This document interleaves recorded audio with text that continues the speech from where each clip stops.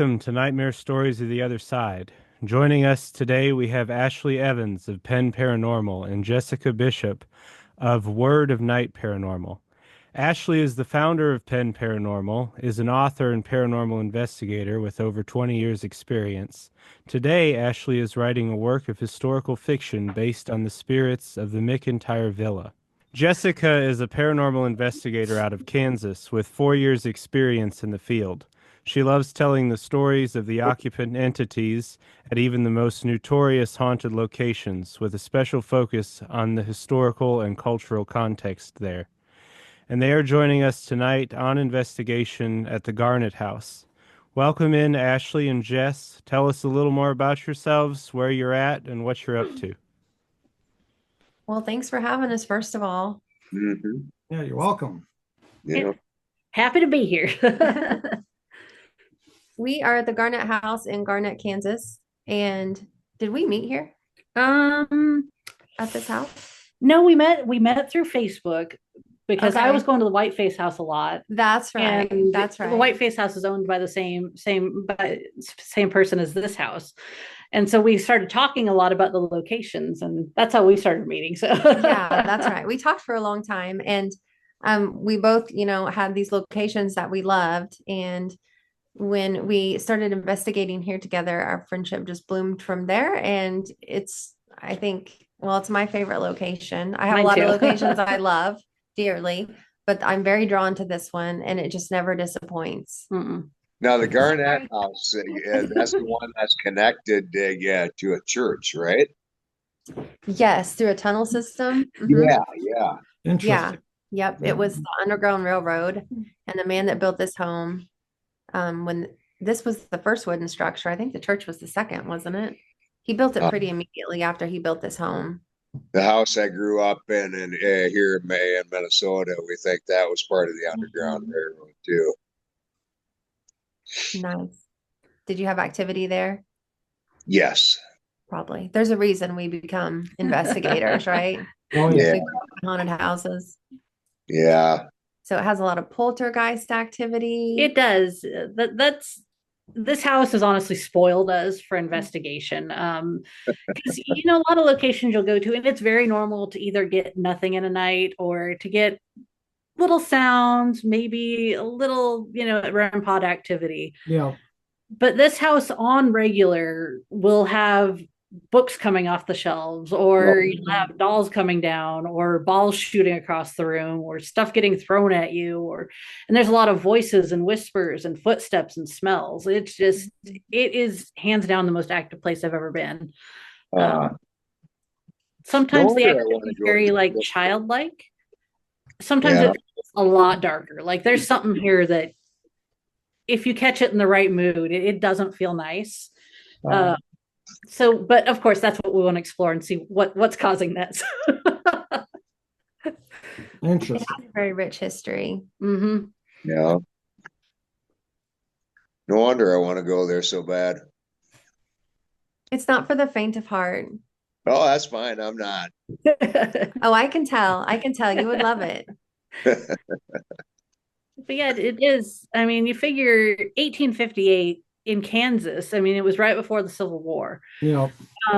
And Kansas itself was fighting a lot of like battles right before the Civil War, known as Bleeding Kansas or Bloody Kansas, however you want. Different historical documents will say it in different ways, but it was basically like anti-slavery people and pro-slavery people who were fighting back and forth and warring with each other. And you also had a lot of, once the Civil War era hit, you had a lot of the indigenous peoples and the tribes being pushed up from Oklahoma to escape the South. And so it's just, there's a lot of history in this area that kind of meets all at once. And, so when this town and when this house was built, it was basically still the Wild West. Uh, It, this house has had a lot of potential famous occupants through it. All the big name Western, heroes of the day, and Jesse James, Belle Starr, Wyatt Earp, Harry Houdini stayed here. That was just recently verified. So it was a popular place to be back Yeah. in the day. And it was known as the I think back in the early days it was known as the lighthouse by travelers. I don't know if that's what they called themselves, because there was always one light that was left on up in the top story, one candle, I'm sure, burning, that people could see for miles around because it's prairies around here. So, just this house is so cool. I know that we see a lot of YouTube videos that are like, oh, demons, demons, demons, like the Yeah. big thing nowadays. But we've both stayed here by ourselves before. And while it can get very scary, I have never felt anything that I would consider demonic. So, but everybody's different. Everybody's going to experience things different. Everybody's beliefs are different. So it's just really, I guess, people's own perceptions on how it is.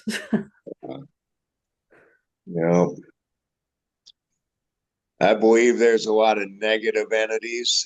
I don't believe there's too many actual demons. Mm-mm. That's how I feel too. Because I feel like, especially when you get like Joe Smith from nowhere, Kansas, who's being haunted by like the head Duke of Hell. I'm like, this doesn't make sense to me that you would be that important of a soul, that like this major ruler of a whole section of hell, if hell exists like we think it does, would come and haunt a house in the middle of nowhere to scare you. I mean, to me, that doesn't make sense. But I mean, I'm not a demon, so I guess it could make sense in demon world, but I don't know. Hey, maybe Joe Smith is secretly renowned. Could be. I can tell you this is the only house I've ever been scared out of. The only location. Yeah. And that was my first night here. It was terrifying. Probably because it was new and I just wasn't used to that sort of activity. Well, I can tell you though, if the same thing happened tonight, it would still be it would be frightening. Sorry? Were you by yourself at that time, or were you I was not. I was with 3 other people. Okay. And we all left the house a couple of times to kind of ground ourselves after some scary things happened. And at 12:30, we were out. It seemed like every time we would go back in, something more would just, like something big would happen. And yeah, we left. Yeah, like I started experiencing this one night when I was here by myself, but it kind of died down. But there's been several teams here that have actually had to call 911 because it gets so active that it sounds like people are actively trying to break into the house and are destroying things around them. So they end up holding up in one room, calling 911, and 911 comes out and they're like, yeah, there's nobody here. And you might find things, from what I've experienced when it starts, it always sounds initially like a door slamming and then heavy furniture being dragged across the floor. But, and I've heard that from teams that I would trust, like not teams that are known to be very dramatic, So that makes me think a little more about that. And especially because you don't really find anything out of place when stuff like that happens. No. You find maybe little things knocked over here or there, but you wonder what would cause that level of sound and not have the house destroyed. Sure. And it's interesting. Mm-hmm. And these are not inexperienced teams. These are teams that you probably have seen or heard of, and they're very respected. They're not teams to over dramatize or anything like that. Sure. Yeah, I think the only time I've been kind of scared out, I had brought one of my daughters with me, and it was her first time investigating anywhere. And it got to be around 2 a.m. And prior to that, we were seeing a lot of child type activity, a lot of short shadow figures. I mean, this is the only place I think I've ever seen a full blown apparition. And it was when coming around a corner and I saw a little kid staring at me. And I thought it's one of those things that we've all experienced this, where you see or experience something and you keep walking past, but then you like stop and you're like, wait, because it's just so unexpected. But anyway, we're getting a lot of that type of activity, child type shadow figures, like like toys being messed with, like balls and dolls and stuff like that. And some at 2 a.m. changed, and you could feel the darker side of the house starting to come out. And she was starting to get too scared. And it being her first time investigating, I didn't want her to be scared of investigating. Sure. So she chose, I said, well, do you want to sleep or do you want to go? And she wanted to sleep in the cars. So we did that. But interesting that if at 5 a.m. I woke up to all the lights in the car on. And at first I was panicking and I was like, oh, somebody's tried to get in the car, but my keys weren't anywhere near me. I even with my car pulling the door handle with the doors locked doesn't turn all the lights on, but everything was on inside the car. And that's something I've experienced here is there's not only inside the house, but outside around the house. Sure. Yeah, the first night that we came to the house, we had really good activity with our equipment downstairs. And the room that we're sitting in right now is the library, but it's known as the Grinner room. That's what people refer to it as, because next to us there are 6-foot tall bookshelves, and the Grinner was seen.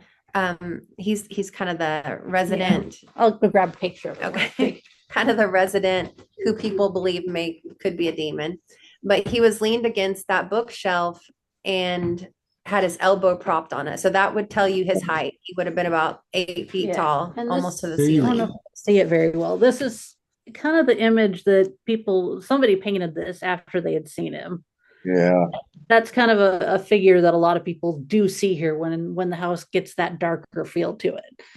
And we're not sure what it is. I mean, we've all experienced several locations have like a head entity. Yeah. That's how I would describe it. Yeah. So we had gone upstairs to investigate up there. And definitely when you walk around the corner to the stairway, there's a different feeling most nights when you go upstairs.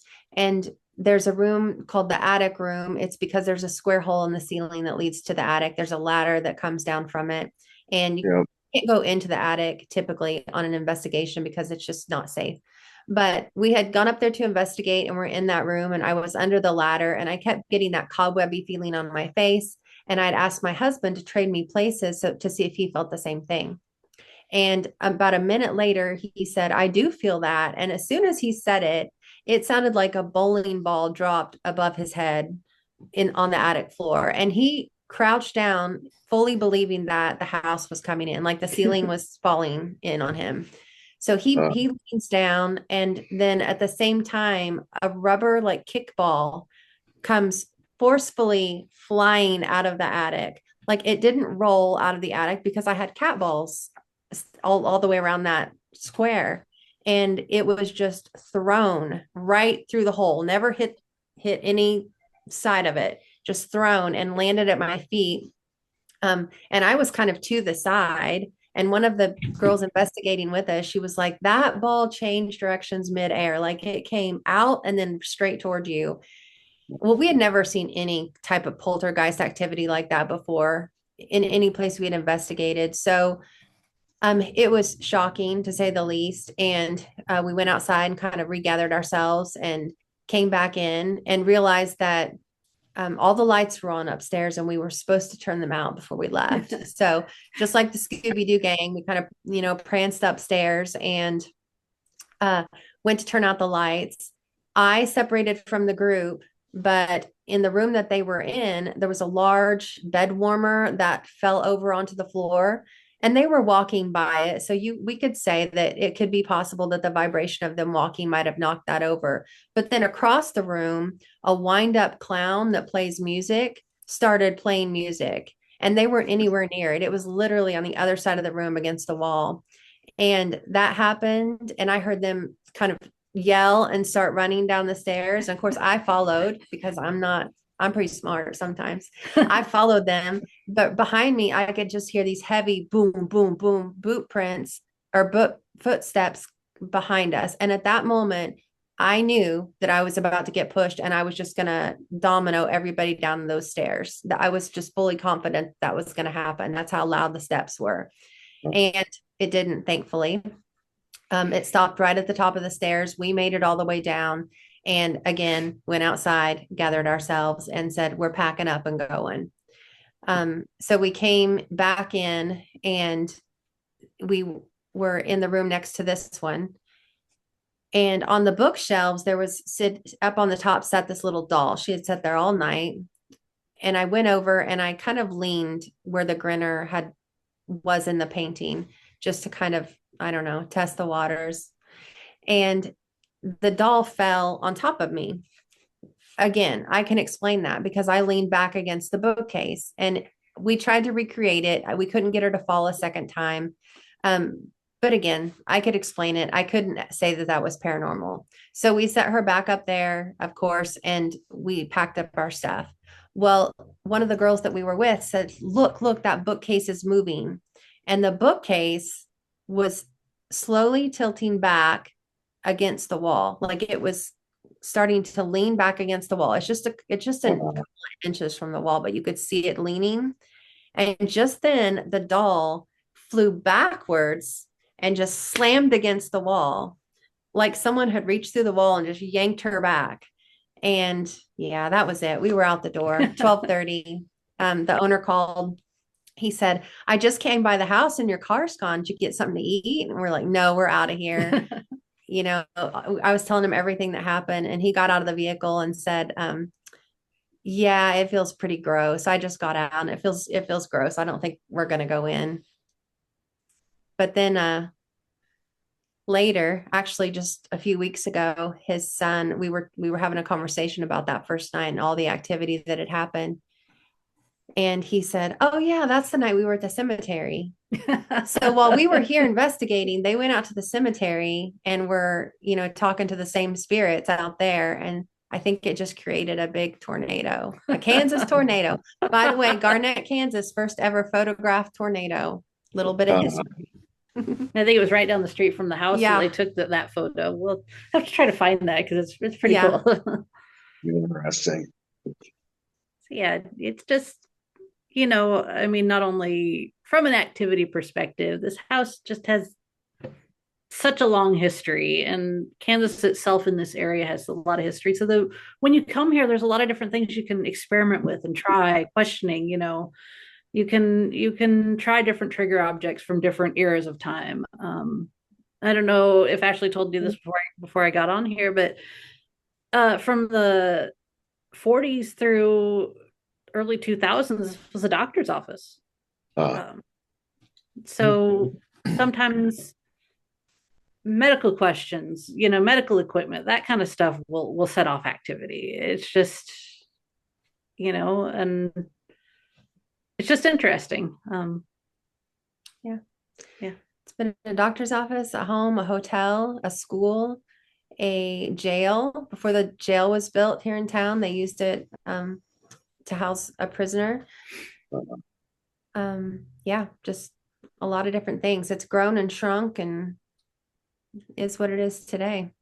Yeah, I believe there used to be a building in the yard that's just a yard now, but there was a building there that used to be part of the hotel, and it doesn't exist anymore. But I would have loved to. We've been trying to track down pictures of this place in its heyday and have not had any luck as of yet, but I'm going to be so happy when I do find one, or when she finds one and shares it with me, because I would just love to see what it looked like back then, Sure. So how big of a location is it? Because I've actually never seen pictures before. Oh, I mean, I can try to pull up the Zoom on my phone if I want to do a quick walkthrough. Do you want to do a walkthrough? Sure. Okay. Or We could try to carry this. Yeah, we could try to carry that. It has the light. It's very dark in here. Yeah. Okay. So it's about the typical size of any older home. It's got, here, we'll go in here. So this is where teams typically set up. It's the dining area. There's a kitchen past it, which was the doctor's laboratory. Hello. This is Charles, everybody. Don't mind me. Not a lot original to the house, but this x-ray table is. and the equipment that's with it. Okay. One of the few rooms that sometimes a heater is kept on in the winter. So Yeah. It's a wash machine. Then just a small room that was used by the doctors as office space, and there's the where they would develop x-rays, the dark room. And another office. I think this was one of the, because there was two doctors that operated out of here, and well, not operated, but that had their offices out of here, and this was one of their offices, and where we were in the library is where the other one was.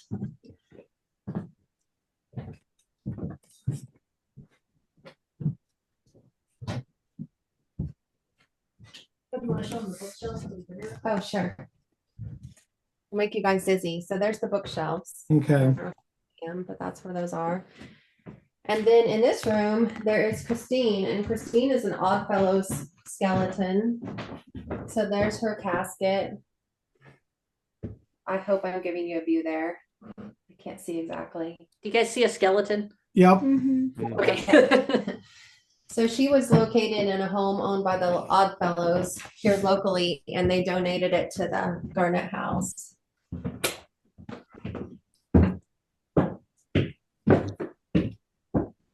Upstairs, and upstairs there are the four rooms and a bathroom. So this tub is also original to the house. We get a lot of activity in this space.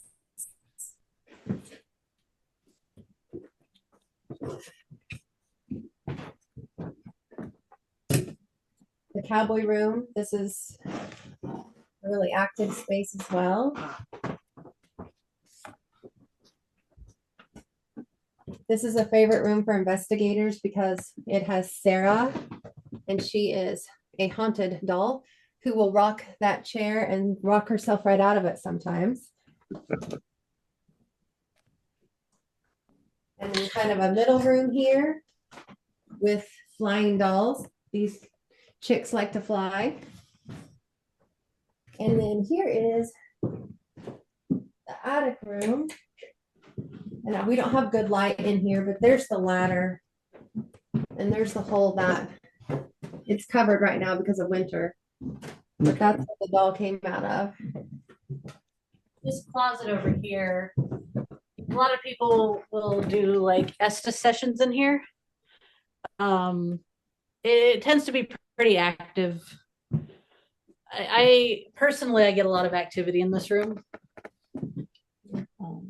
I've seen that Raggedy Ann doll come off the shelf a few times on different YouTube videos. Oh yeah. Yes. She loves flying around. She does. So that's kind of a quick walkthrough. Okay. Oh yeah. Well, let me turn the light back on. Oh, there we go. Okay. We're not going to have the belly interviews.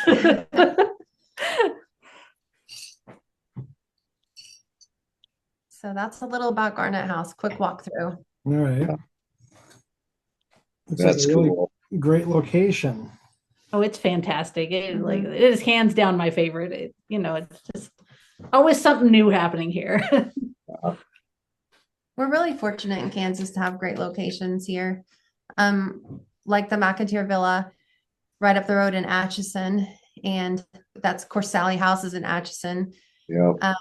And then just down the road about 20 miles is a new location, Sleeper Mortuary. And it just opened last weekend. It's 15,000 square feet and it's beautiful and amazing. And so there in February. Yeah, I'm so excited. Have you ever been in the House of the Dead? No. I've heard a lot about it, but it's really hard to get a hold of them. Oh, okay. So yeah, like for me, when I watch the videos, sometimes, and I don't know the owner. I can't really say anything about it. But for me, when I watch the videos, sometimes it feels a little sensationalist. But I could be wrong. Like I said, I haven't been there, but it's super hard to get a hold of the people who run it. So I did get a hold of him and asked if they did overnights, and he told me it would that no one could last overnight. It was too demonic. So Uh, if I'm gonna drive to Atchison, I'm staying the night. yeah. Yeah. Yeah, up here in Minnesota, we don't really have a ton of locations. We have to like, drive into Iowa or Wisconsin or Illinois to really get anything. There's like what? I can name Two places that like you can easily get into for booking, but otherwise it's like you have to pull an arm and a leg. Yeah. God dang.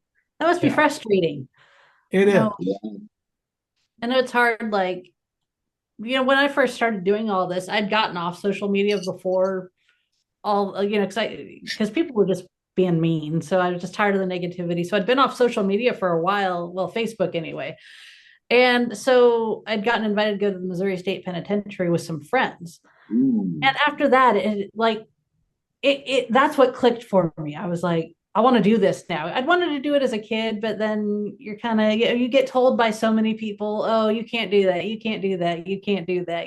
I grew up in Oregon and kind of a religious sort of town, so it wasn't a place you really talked about. I mean, people did talk about ghosts and there was definitely haunted things going on there, but you didn't go explore haunted places, and I'd always wanted to, like, but after I got that taste at Missouri State Penitentiary, I wanted to explore more, but I couldn't figure out how to connect with anybody.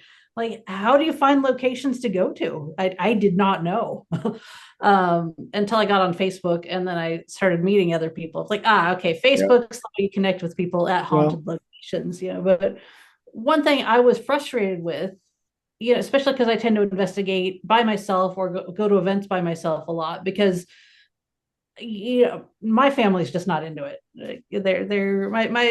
My daughter liked it. She wants to do more, but she's got a busy work schedule. But one thing I've always found frustrating is how expensive it is to get into some locations, and how inaccessible a lot of the cool ones are for us normal people. Yeah.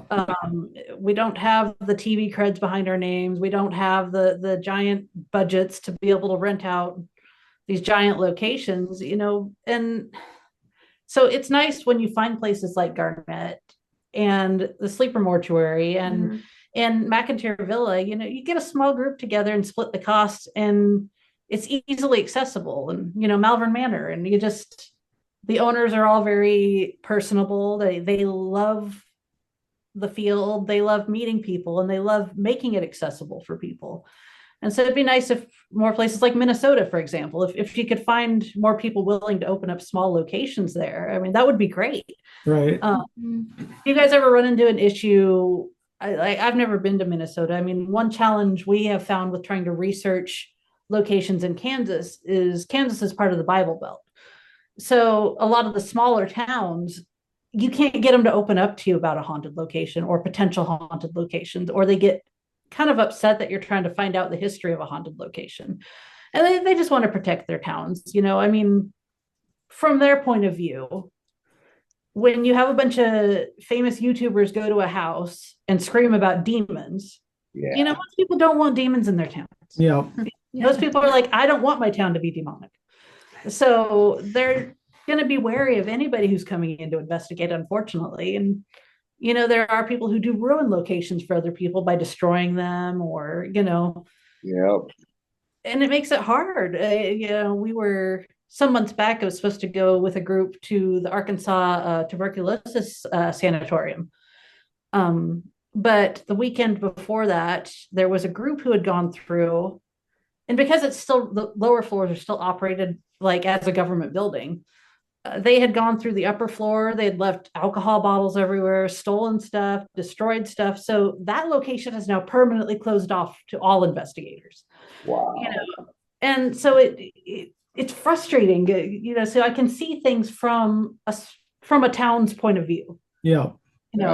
And I'd love for us to be able to get more of the people like Ashley and myself and you all out there, so that towns can start seeing that, hey, this is something respectable people do too. So Yeah, but like a lot of the places up here I've reached out to, it's like they just don't want to acknowledge the paranormal. They don't want yes. to do with it. Like my hometown of Red Wing, you got the St. James Hotel, which is known throughout the country, and it's said to be haunted, but they don't want to associate with it at all. Yes. So it's like you know, they won't allow you to investigate there. If you get a room there, you can, you know, under the radar do a little bit of stuff, but Yes. like it's lit up all the time. So it's never pitch black in there. And There's a location I really want to investigate here in Kansas. I'm not going to say the name of the town or anything right now because they don't want people investigating there at all. But the hotel was built in the late 1800s on top of some sacred mineral springs and hot springs that, of course, they push the indigenous people out of. You know, they it was a hospital, it was a hotel, it burned down at one point. I'm like, it has literally every check block you find in a super haunted location. yeah, And it's not expensive to rent out. Like you get to rent the entire hotel at one time. And it's not very expensive. But I asked the guy, I'm like, well, how do you feel about people exploring the paranormal while they're there? And he suddenly changed from a happy-go-lucky guy. He got kind of short and he was like, we don't encourage that kind of behavior here. The only spirit we have here is the spirit of the Lord, and that's it. And like he was done talking after that. And I'm like, okay, well, you know, I still want to kind of go investigate privately and maybe take a couple people with me, but you know, I don't want him to feel put out, you know, by people going there, and that's okay. I mean, you know, he owns it. He can say what to do with it, but you know, as paranormal investigators, we're all a little selfish about that. So.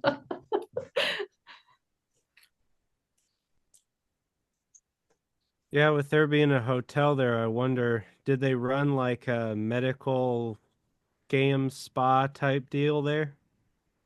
Here or the one I was talking about? At the place with the springs, the mineral springs? Oh yeah, I'm still trying to find more history on it. It's a really small town in the middle of nowhere, so it's hard to dig up some of that stuff because I'm sure a lot of it was written records, and you know, from what I've been able to discover, it doesn't feel like the town now is really big about digitizing a lot of stuff. So it's just been more of a challenge. But yeah, I mean, when I think I showed you the pictures and the articles, and that's what you'd found is that they were running medical stuff out of the hotel. So, or there was a camp around it or something with medical. I think the springs were considered, you know, medicinal. Yeah.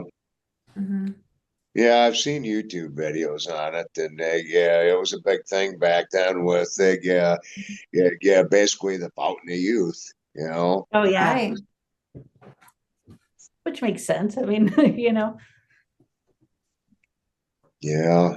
I mean, to us, it might not make a lot of sense, but you know, thinking about how people saw and perceived things back then, and you know, they didn't have the convenience of social media to just type something up or look something up, you know. Yeah. I think I saw somebody talk about that on like a meme somewhere that, you know, I was born in 1980. So like when I was young, when you wanted to find something out, you couldn't go look it up online. Usually some like, you know, uncle guy or some friend's friend told you that answer, and it might be right or might not, but you believed it. My couldn't really daughter, verify it. my daughter had a hard time believing me that phones used to be in a bag that you carried around. Yeah. Oh yeah. You probably don't remember that because that was when I was in college. You're probably still I mean, school. I mean, we saw pictures of it, you know, and of course, as middle school, we wanted that, but yeah. I remember when I was young, my dad had a phone in his car, and you know, it was hardwired into the car, and it would be ridiculous for all of us now. But as kids, we're not allowed to touch it because it was so ridiculously expensive to call anybody. So.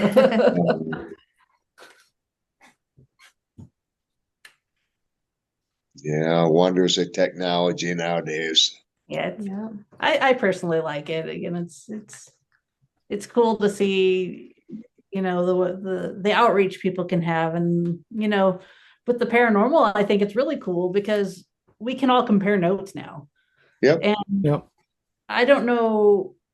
I feel it's getting a little better, but that could just be the groups I'm kind of seeing. It seems like more people are starting to be willing to share information. I mean, there are still the people out there who want to hoard it all and be the only team with that thing. But I personally, in a lot of the groups that we've seen, they like sharing the information now. So I love that. Yeah, the unity movement is getting to be a bigger thing. Yeah. Yeah, it's been so helpful because it is a community and you do find acceptance here when maybe you haven't before in other places. Yeah. And, yeah. I mean, how many of us have tried to talk to our non-paranormal friends about things, and you're like, "Whoa, they're obviously not very receptive to this conversation." Yeah. And then like I've noticed too, like, so I work in a middle school and it's like got so many students, they're like always coming up to me like wanting to hear stories and always like, when are you going on your, next thing, even not coworkers, like, what are you doing? Anything paranormal this week? I'm like, no, it's gonna be too cold to go anywhere. And it's like, but they're always wanting more stories. I'm like, well, I need to start going to places to get more stories. That's cool. That's cool. I'm a school counselor, so I work in a middle high school, and boy, I try and keep my mouth closed because I just know the minute I open up about something, I'm gonna have a parent phone call. Like, what are you teaching my child? What kind of craziness are you talking about? Exactly. Yeah, I know. I'm old enough to know better. Some things I can't talk about. I think it depends on just the like where you are too. Yeah. And how long you've been there. How long have you been at your school? A little over a year. Okay. Yeah, I'm new to Like I mine. work in a smaller program, so there's only like 14 students that I'm with like all the time. So it's like they're my other kids. So it's Your like kids, yeah. so it's Yeah. like I know what I can talk about with them and what I can't do. And Yes. No, I think relationships like that are great. And I think it's so fun that they're interested and they want to hear your stories. I love that.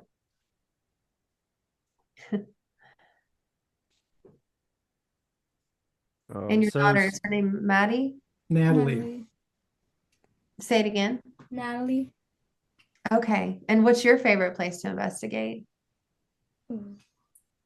Probably Redwood Falls Poor Farm here in Minnesota. Oh, well, that sounds interesting.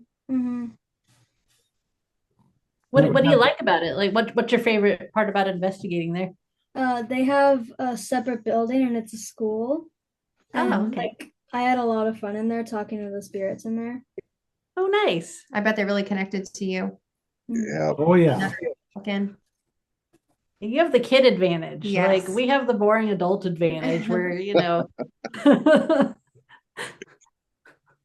Isn't that the place where they connected the metal of the dowsing rods to your cheek? Yeah. That's awesome. Oh, wow. Her dad paid a spirit off to get slap her with the dowsing rods. It worked. But yeah, it's like I'm excited when we go to Poasttown Elementary, like being in elementary school. I'm sure she'll get quite a bit of attention there. Oh, yeah. Yeah, that'll be fun to see what you get. Yeah, and there's what was that spirit's name in the basement I told you about at Poasttown? Oh God, it was I can't remember now. Was it Fred? No. Oh, anyways, at Poasttown in the basement, there's known to be a spirit there that connects really well with women. So she's going in the basement with a couple of our other team members to see what they can get. Just send the women down there. Nice. Yeah, unfortunately, this house is like a lot of the energy you get is kind of anti-woman. So it is helpful when women are here, when you bring, men with you. Mhm. It's there's weird things that happen here sometimes. Yeah. Back when the history of that house first started, women so gay in society just weren't what they are today. Well, yeah, and it was run as a brothel at one Oh point. yeah, I left that out, didn't I? Yeah. Had an interesting experience here last month. What month is it? Oh my gosh. Maybe I think it was last month. Sorry. I lost track of my months here. I was down in the doctor's office and I was trying to talk to the grinner down there. I didn't know it. There was a girl up here in the other room, in the ladder room, who was trying to do the same exact thing at the same time. And we didn't know it. And at the same time, we both got like this horrific pain, like through our abdomens, like the best I could describe it is similar to like appendicitis. Okay. And at the same time, like stabbing in our upper backs, same pain at the same time. And we didn't know it. It was just, it was bad. And we laughed about it after we realized we both were trying to do the same thing at the same time. But, it's interesting that would happen. And that was the first time her and I had ever met. So it's not like we're, besties that knew each other. We never met before that night. So that made it even more interesting. And I'm like, what would cause that? Yeah. And it's not like we'd eaten the same food. We didn't eat dinner together somewhere. So it wouldn't be like a, intestinal thing that we both just happened to eat at the same time, So I think about that and things like that and what could cause physical pain like that. There was no marks on me anywhere. She didn't have marks on her, but it was not pleasant. Yeah. Hey, I'm taking a wild guess here, but I'm guessing the grinner was never human. We don't know. Don't know. I would say probably not. Yeah. That's the feel I get. Before I ever booked this place, and this is going to sound crazy, I just wrote about it for the first time last week because I've always kept it kind of close to my chest. But before I ever booked this place, I was laying in bed one night and my husband and I were just laying there. We had been chatting and I opened my eyes and there was this man leaned over me, but with this grin that just reached from one ear to the other. I can still see his face just plain as day. And of course, I yelled an expletive and just bolted bolted sideways. And I told my husband what I had seen, and we didn't put it together at the time. Well, obviously not, because we hadn't ever booked this place. I didn't even know about the grinner, didn't know who that was. A few months later, kind of the same thing. I was laying in bed, but we had just gone to bed, and my husband was having trouble sleeping. So I know we were both awake. And I said, Craig, are you awake? And he said, yes. I said, there's a black man standing next to the bed. And I described him. And he said, I knew there was something over there. I could just feel it. Like I couldn't sleep. I could feel there was energy in the room. And I knew you were going to see something. Both of those people, I'm confident, are from this house. And that's very common with people that come to investigate here, is you have visitations from the spirits here, from the grinner or other spirits. In this case, I feel like it was the grinner and John Warren, who was hung for axe murdering the neighbor lady. He was a black man that lived in the attic. But I didn't have any of that information, and I don't see things like that often. I see things occasionally, but to have both of them just aligned so closely to the history here at Garnett was just crazy. Like it was when we did the walkthrough here and Justin was telling us about the history, it just started clicking in my mind. And I looked at Craig looked at me, and we just knew like that's who had been visiting us. And you have things that follow you home. Yeah, you do. And like, I have never experienced this with another location when I am either doing heavy research on this place or if it's a few days leading up to coming here, weird stuff starts happening at my house. Mhm. And I've investigated my house tons of times. Like if it's haunted, man, they're really good at not showing themselves ever. But I get the dreams. I get, one night I was researching this place. I was on my phone, just kind of in bed doing some last minute research. I felt a hand like touch my hair and then touch my ankle, and it was gone after that. But it was, it had made some footsteps over near the door, and my dog heard it, and she kind of sat up and looked. And I was like, okay, this is a little uncomfortable, because at first you're like, maybe I'm just tired, maybe I Yeah. just imagined it. But when the dog also alerts to it, it's just, you get a lot of weird dreams about this place. And I know we're not the only ones that it happens to. Right. So We what causes frequently, that, I frequently Yeah. have people reach out to me over Facebook or TikTok or whatever that say, "Hey, I booked the Garnett House, and I had this dream last night, or this happened to me," and they're associating it with this house, like that they haven't had activity at home, and then they book the house, and they're getting ready to go, and activity picks up. So that's kind of common here too. Uh, I saw the Grinner at Malvern Manor one night. I know it was him, like, because I've been to Malvern several times, and I was up in the attic when this happened, so there is whatever attic entity is there. But the person I was with, I mean, there's psychics. There's a lot of like Facebook psychics, but then there's the ones that there's very few I actually personally believe are psychic. She is one of the ones I trust in this, because I've seen things from her, and I know she doesn't tell stories and try to promote herself as a psychic everywhere. We were up in the attic doing a session, and have you guys been to Malvern Manor? I haven't. So up in the attic, you have one end of it. It was looked like it was used as a room at one time, and at one end, there's an area that's kind of unfinished. It's kind of has boards across where there'd be an open area, so nobody goes in there. And my chair was sitting right next to it, and she says, "There's a big shadow figure by you." And at first, I thought it was the Malvern shadow figure, but when I looked up and over at it, it had the big grinner grin, and it was behaving more like the grinner. It wasn't behaving like the Malvern entity. And right after it disappeared, the shadow figure, shadow figures kind of do that. You see them for a minute and then they're gone. Then something you could see moving her chair, trying to tip the other girl out of her chair.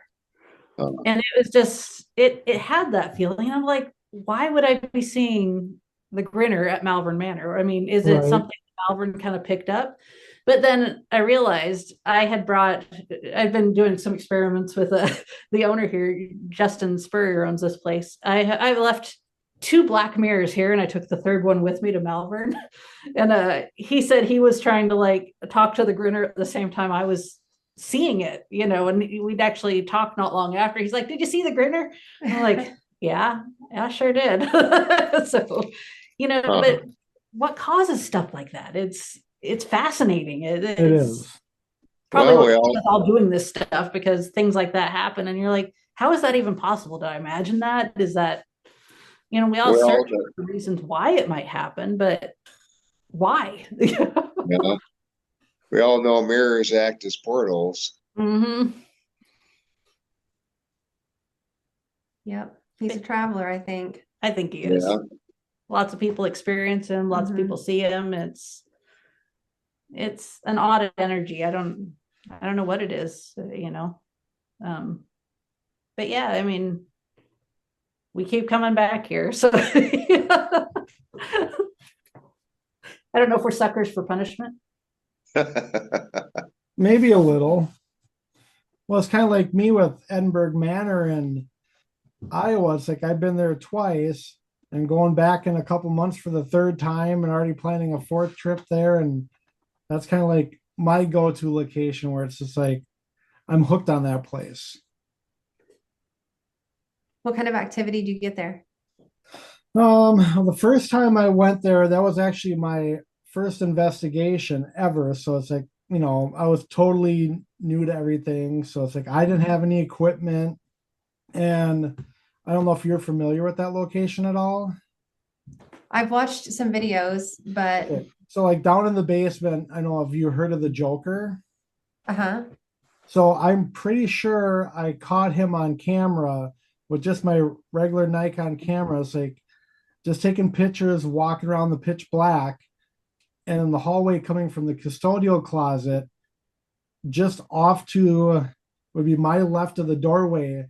You see a torso of a figure standing there with like horns, and you can see the face and everything. It's just like what That's the. Oh, amazing. wow.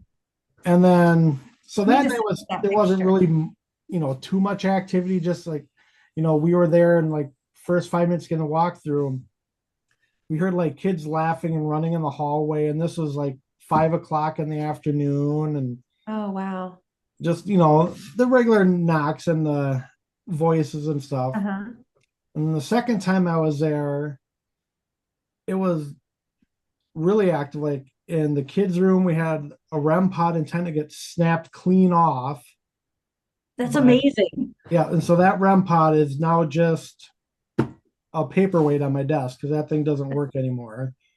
And then we were doing a double Estes session down in the laundry room, and both my camera and my nephew's at the same time, like the IR lights would go off and come back on and quit recording, and they'd start back up probably for like a half an hour. So something was definitely messing with the equipment that.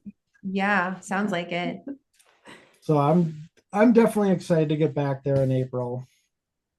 It's funny how we all have these locations that we're just I think most investigators probably have a location they're most drawn to. Yeah. Well, then like that first time I was there, like I was the last one to leave. Like everybody went out the back door and I had to lock it. And I went out the front and like I'm like, okay, we're all heading out for the night. Thank you for letting us into your home. I go, if there's anybody here, knock twice. And I heard two knocks down the hallway.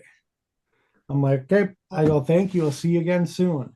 That's That's so so cool. awesome. Yeah, we connect to different locations. Like I think that's cool how people do connect to a location. I don't know why. I have some theories, but I think it's neat. Yeah. Obviously, the location kind of chooses you sometimes. You don't always choose it. I Yeah. guess I should put it that way.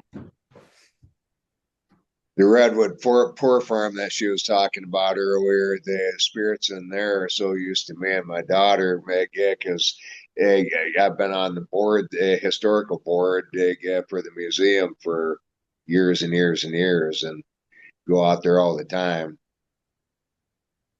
Nice. That's fun. Yeah. What was that noise? Yeah, There's so definitely footsteps. Mhm. I heard I that. think Yeah, I heard that behind too. me. And I can't tell if that was here or upstairs, but it was definitely here. Yeah.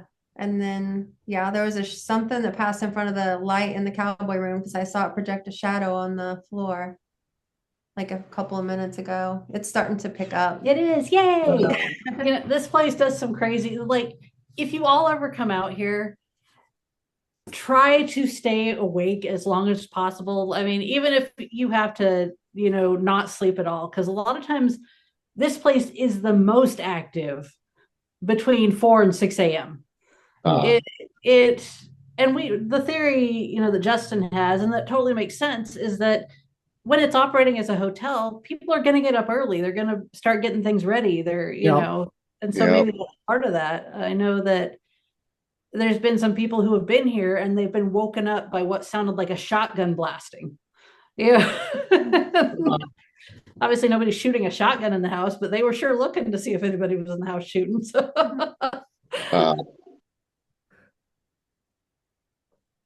Yeah, I've heard that about a lot of places. They get between 3 and 5, 3 and 6,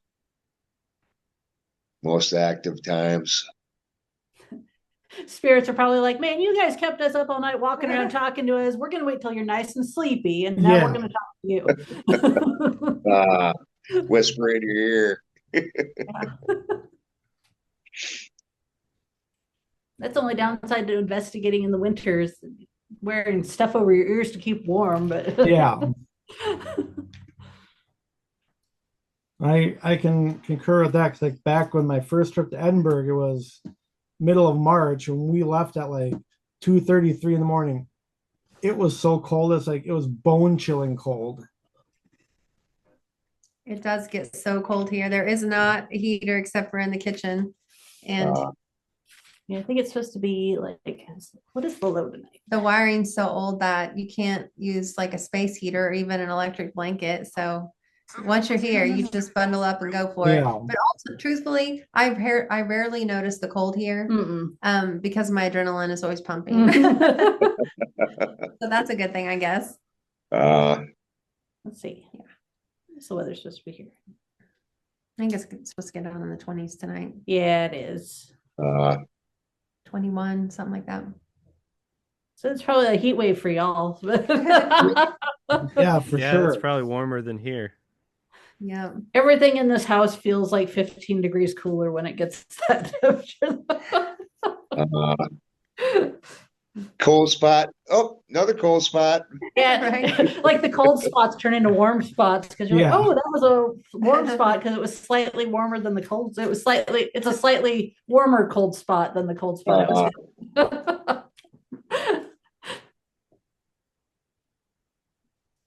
No, I am definitely jealous of you girls. Thank you being there. Yeah, y'all have to come down here. It's amazing. Yeah, when you do hit us up, we'd love to come and Definitely. Like, figure out. For like next year, we're like kind of, all trying to pick a location to go for like around their birthdays. Well, Natalie here, she already got her birthday location figured out. She Where are you wants to going, go. Natalie? She wants to go there for her birthday. Yes. Oh, awesome. That would be great. Kansas is fun. Yeah, there's a lot of great locations down here too. Yeah. And the food's awesome. Like, When's your birthday, Natalie? April. April. Okay. So it won't be this year. It'll be next year. Gotcha. Well, that's great. We'll have to see if the Grinner visits Chad. Uh, Of course, the Grinner wouldn't be able to visit here. He probably can't get through my wards, but you don't have any, so Don't that'd be tempt him. If any of you have weird dreams or something strange happen, you'll have to let us know. Oh, for Yes. sure. Yeah. Before I ever visited this house for the first time, I was going down to Whiteface House a lot, and I had never heard of the Grinner, but the very first time I was going down to the Whiteface House, I had a dream about the Grinner. And it was just saying, I'm not the killer. He was talking about himself. And I was like, this is so weird. It was just out of the blue. I'm like, why? Then we got to talking. I'm like, there's a Grinner guy there. I'm like, oh, okay. he was saying he's not the killer. Who is? I know. I don't know. He's sounding awfully guilty. Yeah. Yeah. Well, I've been having some pretty strange dreams lately, so maybe I'll have another strange one tonight. See, you were getting ready to talk about the Garnett house, and it was pumping you up for it. Right. Well, no, seriously. Like last night, I had a dream about one of my students getting hit in the head with a hockey puck and had a major concussion. So, Which one? Jake. Oh no. But he's had a couple concussions before, so it's kind of par for the course. But it's just like, I don't know. That was kind of a weird one. Yeah. Well, if you have any dreams about a house that looks like it's tilted sideways a little bit, then All right. This house does tilt. When they built it, when David Houston built the home, his wife Mary refused to live in it because she said it swayed in the wind. Well, sure enough, it did, because it leans to one side. So you kind of get a funhouse effect when you're in the house too. Interesting. But it's stood like that for over 100 years. So if it goes down, it's solid. I mean, it was meant to happen. Just have to make sure if you're using things like cat balls that you put some kind of prop up, because you're going to see exactly which direction the house leans. Yeah. Okay. Good to know. But thank you for having us. Yeah. Yes. Yeah. It was fun. Yeah, I really And- enjoyed this, and it was nice Yeah, so getting. definitely look forward to hearing what kind of activity you guys got tonight. So yes, definitely reach out to me and let me know, Yeah. and I can share it with everybody else. Yeah. Will do. Yep. And you guys let us know if you have dreams of the grinner. Oh, I definitely will. And I'd love to see that picture Yes. you Yes, I Yeah. will. I will find it and send it your guys' way. Yes. Okay, thank you. Yes. Right. Okay, Laurel, you want to do your ending spiel? Well, yeah, before we do that, I have just one quick question on y'all's opinion of we see a lot of dolls at the Garnet House and at various other haunted locations. In my opinion, the place is already haunted. That's not necessary. But do y'all think that adds something to the place or that they're just packing in a whole bunch of hauntings? Hmm.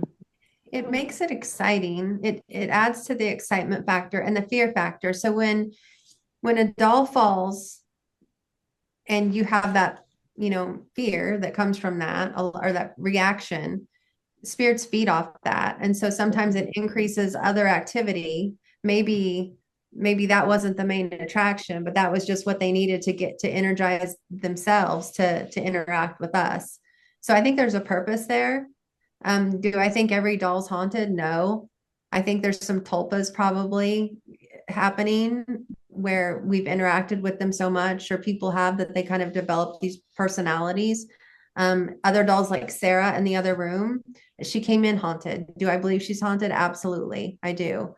I was on a live the other night and had my camera right on her, and the chair started rocking. Like I was sitting by my camera, and the chair started rocking. I know Cool. Justin, Yeah.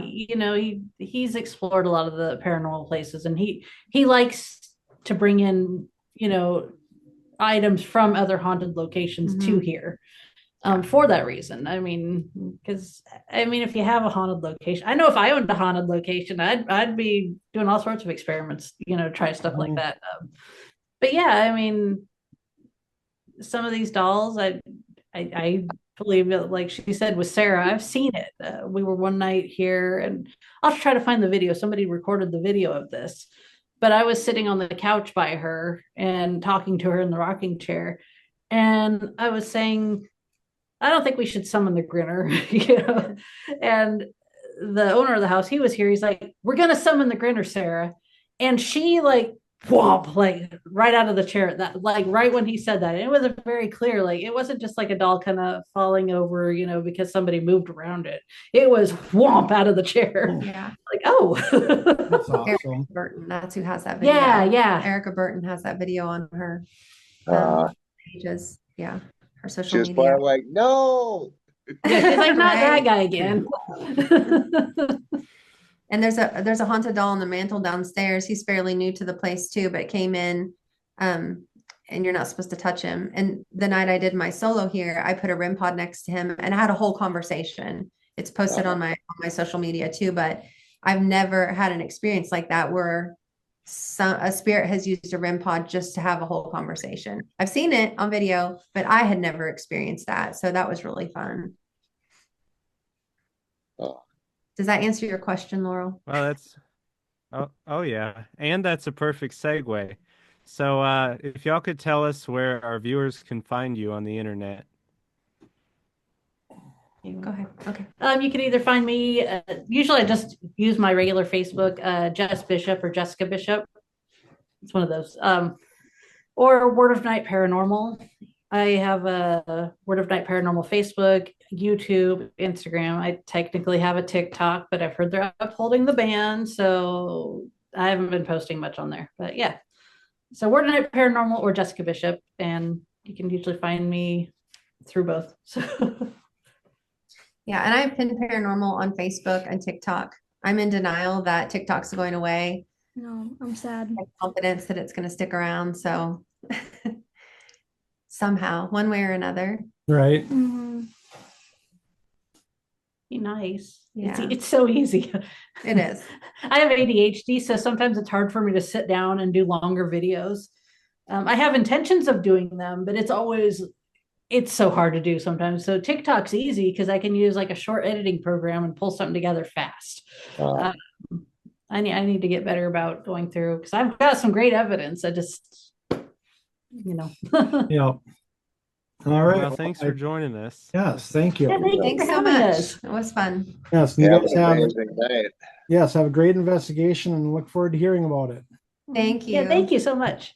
Yep, thank you. This has been Nightmare Stories of the Other Side, a production of Nightmare Explorers.